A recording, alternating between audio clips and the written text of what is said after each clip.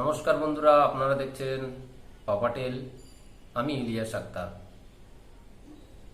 আজ আপনাদের সামনে একটি গুরুত্বপূর্ণ তথ্য নিয়ে এসেছি, যা বিগত কয়েকদিন ধরে আমার সামনে আমার এই চ্যানেলে কিছু প্রশ্ন বারবার করা হচ্ছিল এবং কিছু আবেদন করছিল কিছু ভাই এবং বোনেরা। বিএডে সম্পর্কে বিস্তারিত তথ্য তুলে ধরার জন্য, বিএড করতে গেলে কি কি যোগ্যতা দরকার, কত পার্সেন্ট মার্কস দরকার, কত খরচ হয়, কত টাকা খরচ হয়, এবং কলকাতার কিছু ভালো বিএড কলেজের নাম তুলে ধরার জন্য আমাকে বারবার আবেদন করা হয়েছে। সে সম্পর্কিত তথ্য তুলে ধরার জন্য তার আগে আজকের এই চ্যানেলে যারা প্রথম, তাদের চ্যানেলটিকে সাবস্ক্রাইব করার জন্য অনুরোধ করব। তৎসহ অল নোটিফিকেশন অন করার জন্য বলবো, যাতে পরবর্তীতে আপনারা এই সম্পর্কিত সমস্ত তথ্য এই চ্যানেলের মাধ্যমে পেতে পারেন। আর একটি রিকোয়েস্ট করব, ভিডিওটি প্রথম থেকে শেষ পর্যন্ত দেখবেন, যাতে স্কিপ করবেন না। স্কিপ করলেই সব কিছু কিন্তু মিস হতে পারে। এখানে তথ্যে ভরপুর, ভিডিওটি পুরো তথ্য দিয়ে দেওয়া হচ্ছে। স্কিপ করলেই আপনি তথ্য থেকে বেরিয়ে যাবেন, তথ্য আপনি মিসগাইড হতে পারেন। তাই জন্য পুরো ভিডিওটি দেখবেন, স্কিপ করবেন না। বিএড কেন করবেন? সবার মনে প্রশ্ন জেগেই আছে যে বিএড কেন করব, বিএড কেন করা দরকার। বর্তমান সময়ে এনসিটির রুলস অনুযায়ী প্রাথমিক থেকে উচ্চ মাধ্যমিক পর্যন্ত শিক্ষকতা করার জন্য, শিক্ষক হওয়ার জন্য বিএড থাকা জরুরি, শিক্ষক শিক্ষণের কোর্স থাকা জরুরি, যেটাকে বাধ্যতামূলক করা হয়েছে। তো সেই জন্য শিক্ষক হওয়ার জন্য বিএড থাকা জরুরি, এই জন্যই বিএড করবেন। বিএড কারা করতে পারবে, মার্কস কত দরকার, কোয়ালিফিকেশন কি থাকা দরকার, এবং তার সঙ্গে সঙ্গে যাদের কম মার্কস রয়েছে তারা অ্যাপ্লাই করতে পারবে কিনা, আর সেই সমস্ত তথ্য তুলে ধরার জন্য এবং তাদের কি কি কোশ্চেন রয়েছে সেই কোশ্চেনগুলো আমি তুলে ধরার জন্য একটু সংক্ষেপে বলে রাখি। শিক্ষকতা পেশায় শিক্ষক হলেন একজন পেশাগত দক্ষ ব্যক্তি, যার দ্বারা পাঠ্যক্রমের পরিবর্তনশীল লক্ষ্য পূরণের জন্য তাদের পেশাগত দক্ষতা বৃদ্ধি ও চাকুরিকালীন প্রশিক্ষণের ব্যবস্থা করা হয়। এটা চাকুরিকালীন প্রশিক্ষণ হতে পারে, বা যারা শিক্ষকতা পেশায় যেতে চায় তারা এই প্রশিক্ষণও নিতে পারে। প্রাথমিক স্তর থেকে উচ্চ মাধ্যমিক স্তর পর্যন্ত শিক্ষক হওয়ার জন্য বিএড থাকা জরুরি, যেটা এনসিটি আবশ্যিক করেছে। যে সমস্ত প্রশ্ন বারবার সমস্ত ছাত্রদের মনের মধ্যে জেগে ওঠে, যারা গ্র্যাজুয়েশন পাস করার পর বা পাস করছো, তাদের মনের মধ্যে একটা প্রশ্ন জেগে ওঠে যে বিএড কেন করবেন, কে কে করতে পারবে, যোগ্যতা কি দরকার, যাদের বিলো 50% নাম্বার রয়েছে তারা কি বিএড করতে পারবে না তারা করতে পারবে না, ওবিসি 45% যাদের রয়েছে তারা কি বিএড করতে পারবে নাকি পারবে না, এসসি এসটি যাদের 45% রয়েছে তারা কি বিএড করতে পারবে কি পারবে না, এগুলো থেকে বিএড এর গুরুত্ব দেওয়া হয় কিনা, অনার্সে যদি 50% না থাকে তাহলে কি বিএড করা সম্ভব, অনার্স এবং পাস মিলিয়ে বিএড থাকলে কি 50% মার্কস থাকলে কি বিএড করা যায়, অনার্স পাস এবং কম্পালসারি যা রয়েছে সেই সমস্ত মার্কসের এগ্রিগেট 50% থাকলে তাতে বিএড করা কি সম্ভব, বিএড করতে কত টাকা লাগতে পারে, কম খরচে বিএড কোথায় করানো হয়, মেয়েদের বিএড কলেজের সন্ধান এবং ছেলেদের বিএড কলেজের সন্ধান, এই সমস্ত অনেক তথ্য আজ তুলে ধরব। সর্বপ্রথম বলে রাখি, বিএড করতে গেলে মিনিমাম যোগ্যতা দরকার হয় গ্র্যাজুয়েশন পাস। গ্র্যাজুয়েশন যারা পাস করেছে বা পাস করবে বা পাস করছো তারা বিএড করতে পারো। তার আগে ভেবে নিতে হবে যে বিএড করবে না এমএ করবে। যদি বিএড করতে চাও তার যোগ্যতা গ্র্যাজুয়েশন চাই, তৎসহ 50% মার্কস অনার্স হোক বা অনার্স প্লাস 5 সাবজেক্ট হোক বা অনার্স প্লাস 5 সাবজেক্ট এবং কম্পালসারি মিলিয়ে 50% মার্কস হলেই বিএড এর জন্য যোগ্য, বিএড করতে পারবে। এই সম্পর্কিত একটি নোটিশ এনসিটি জারি করেছিল। যে এনসিটির যে নোটিশটা রয়েছে সেটা আমি দেখাচ্ছি, তোমরা দেখে নেবে। ওখানে লেখা রয়েছে যে 50% মার্কস, মিনিমাম 50% মার্কস দরকার বিএড করার জন্য, বিএড কোর্সে ভর্তি হওয়ার জন্য, এবং তার সঙ্গে সঙ্গে জেনারেলদের জন্য 50% মার্কস থাকা বাধ্যতামূলক। সেই সঙ্গে সঙ্গে যারা এসসি এবং এসটি তাদের জন্য রয়েছে 45% মার্কস। যারা 45% মার্কস রয়েছেন তারা বিএড করতে পারবেন। তোমরা এখন দেখতে পাচ্ছ তোমাদের স্ক্রিনের মধ্যে এনসিটির যে রুলস এবং সেখানকার এলিজিবিলিটি কি বলেছে, এলিজিবিলিটিটা কি দরকার এলিজিবিলিটি। সেখানে লেখা রয়েছে candidates with at least 50% marks either in the bachelor degree and or in the masters degree, গ্র্যাজুয়েশনে 50% মার্কস এবং মাস্টার্স 50% মার্কস হওয়া জরুরি in science or social science or humanity, bachelors in engineering or technology with specialization in science and mathematics with 55% marks or any other qualification equivalent thereto are eligible for admission to the program।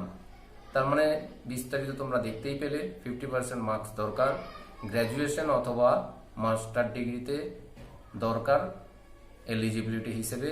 পরের যে প্যারা রয়েছে, পরের প্যারাতে তোমরা দেখতে পাচ্ছ the reservation and relaxation for SC ST OBC PWD and other categories shall be as per the rules of the central government or state government whichever is applicable। তার মানে এখানে বলাই রয়েছে reservation, relaxation, SC ST OBC এবং PWD. তার মানে এখানে 5% যে রিজার্ভেশন গভর্নমেন্টের রুলস, সেন্ট্রাল গভর্নমেন্টের রুলস অনুযায়ী ওটা পেতে পারে, কিন্তু সেটা স্টেটের উপর নির্ভর।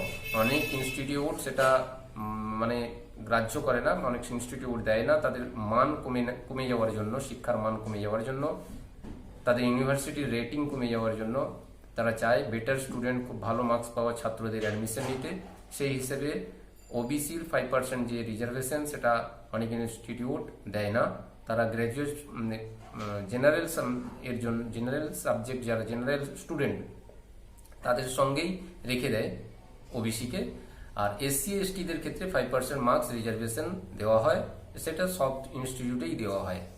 অতএব যারা ওবিসি, যারা ভাবছো বিলো 50% মার্কস, তোমরা বিভিন্ন ইনস্টিটিউট, সেটা ওয়েস্ট বেঙ্গলেও হতে পারে, ওয়েস্ট বেঙ্গলের বাইরেও হতে পারে, তোমরা দেখে নিও। সেখানে অনেক জায়গায় 45%-এ ওবিসি যারা তারা অ্যাপ্লাই করতে পারো বিএড করার জন্য। এটা হচ্ছে গভর্নমেন্টের রুলস, এনসিটি রুলস নোটিশ তোমরা দেখতে পেলে তোমাদের ডিসপ্লেতে। এবং এর যে নোটিশের এই যে লিঙ্ক, আমি লিঙ্ক দিয়ে দেবো ডিসক্রিপশন বক্সে। পুরো ডিটেলস তোমরা ওখান থেকে ওই নোটিফিকেশন ডাউনলোড করতে পারবে এবং নিজের চোখে দেখতে পারবে নোটিফিকেশনটি। বিএড করার জন্য জেনারেল স্টুডেন্টদের, যারা জেনারেল কাস্ট, তাদের জন্য 50% মার্কস অবশ্যই দরকার। সেটা অনার্স সাবজেক্টের নাম্বারের উপর ভিত্তি করে 50% অনার্সে থাকলেও হবে এবং তার সঙ্গে সঙ্গে যদি কারো অনার্সে নাম্বার 50% না থাকে, তার ক্ষেত্রে অনার্স প্লাস পাস সাবজেক্টে টোটাল 50% নাম্বার থাকলে হবে। এবং সেখানেও যদি না হয় তাহলে কম্পালসারি বাংলা ইংলিশ যা রয়েছে সেই নাম্বার এবং অনার্স এবং পাস সাবজেক্টের নাম্বার মিলিয়ে 50% হলেই আপনি অ্যাপ্লাই করতে পারবেন। এবার বলে রাখি ওবিসি এবং এসসি এসটিদের জন্য। এসসি এসটিদের জন্য 45% মার্কস দরকার হয়। এই মার্কস 45% মার্কস যেটা রয়েছে এটা সেম জেনারেলদের জন্য যেরকম বললাম ওইভাবেই অনার্সে 45% মার্কস হলে অ্যাপ্লাই করতে পারবেন। যদি অনার্স প্লাস পাস 45% মার্কস হয় তাহলে আপনি অ্যাপ্লাই করতে পারবেন। 45% মার্কসের বিলো 45% কিন্তু আপনি অ্যাপ্লাই করতে পারবেন না। এবং ওবিসির ক্ষেত্রে বলে রাখি গভর্নমেন্টের রুলস অনুযায়ী এনসিটি যে নোটিফিকেশন দিয়েছিল সেখানে বলা হয়েছে 45% মার্কসে করতে পারবে সেটা যদি সেখানকার যেই স্টেটে যে ইউনিভার্সিটি বা যে প্রতিষ্ঠান অবস্থিত সেখানকার সেই স্টেট যদি সংরক্ষণের আওতায় ফেলে যদি 5% মার্কস কম লেস করে যদি অ্যাডমিশন নেওয়ার জন্য ব্যবস্থা করে থাকে, তারা যদি ছাড় দিয়ে থাকে তাহলে তারা বিএড করতে পারবে।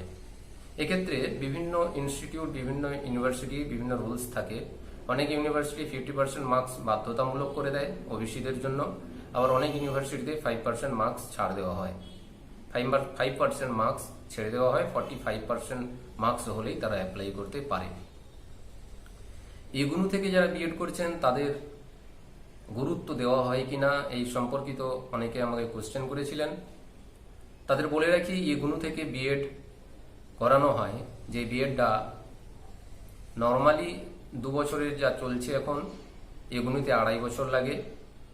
এই BEd acceptable, school service commission হোক পাবলিক সার্ভিস কমিশন হোক, যেখানে শিক্ষকতার নিয়োগ হয় সেখানে ইউগ্নো থেকে বিএড করে কেউ থাকলে তার বিএড অ্যাকসেপ্টেড। বিএড করতে কত টাকা লাগবে?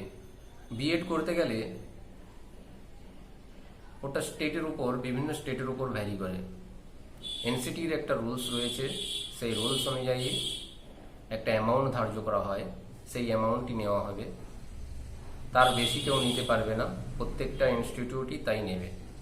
কিন্তু কিছু ক্ষেত্রে কম নেওয়া হয়, যেমন কলকাতা বিশ্ববিদ্যালয়ের বিএড করার জন্য খুবই কম খরচ, অল্প খরচের মধ্যে করতে পারে। এছাড়াও কম খরচে ডব্লিউবিইউটিটিপি এর আন্ডারে করানো হয়, যেখানে বিএড এর খরচ 20,000-এর মধ্যে। এগুলো তো বললাম কলকাতা বিশ্ববিদ্যালয় এবং তার তৎসহ ডব্লিউবিইউটিটিপিএ। এইরকমই বিভিন্ন ইউনিভার্সিটির মেন ক্যাম্পাসে যেগুলো বিএড করানো হয় সেখানে বিএডের যে খরচ সেটা খুবই কম হয়।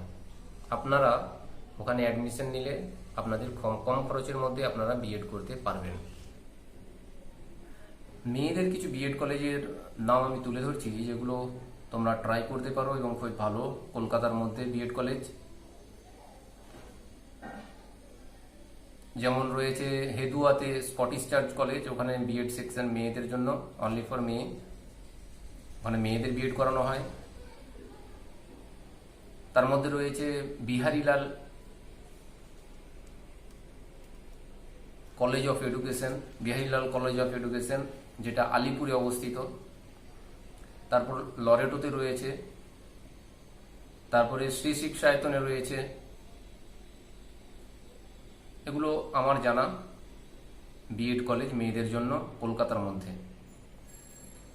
এরপর তোমরা ট্রাই করতে পারো ক্যালকাটা ইউনিভার্সিটির মেন ক্যাম্পাস, যাদবপুর ইউনিভার্সিটি, সেখানেও বিএড করানো হয়। আরবিইউ, তার সঙ্গে সঙ্গে ডব্লিউবিইউটিটিপি এর মেন ক্যাম্পাস, সেখানেও বিএড করানো হয়।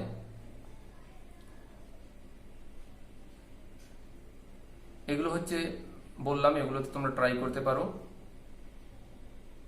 আর ছেলেদের যে বিএড কলেজ আমার জানা শুধুমাত্র ছেলেদের করানো হয়, সেটা রামকৃষ্ণ মিশন শিক্ষা মন্দির,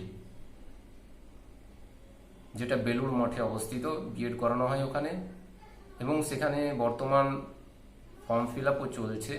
তোমরা সেখানে ট্রাই করতে পারো, সেখানে অ্যাপ্লাই করতে পারো। এইগুলো হলো বিএড কলেজের কিছু তথ্য তুলে ধরলাম। আরও যদি কিছু বিস্তারিত জানার প্রয়োজন হয়, সেটা তোমরা বিস্তারিত কিছু জানার প্রয়োজন মনে হলে তোমরা সেটা জানাবে, এবং সেখান থেকে আমরা চ্যানেলের মাধ্যমে যথাসম্ভব তুলে ধরব। কারো কিছু জানার থাকলে কমেন্ট করো, ভিডিওটি ভালো লেগে থাকলে লাইক করো এবং বন্ধুদের মধ্যে শেয়ার করো, তথ্যগুলি বন্ধুদের মধ্যে পৌঁছে দাও। এটাই আমাদের অনুপ্রেরণা যোগায়।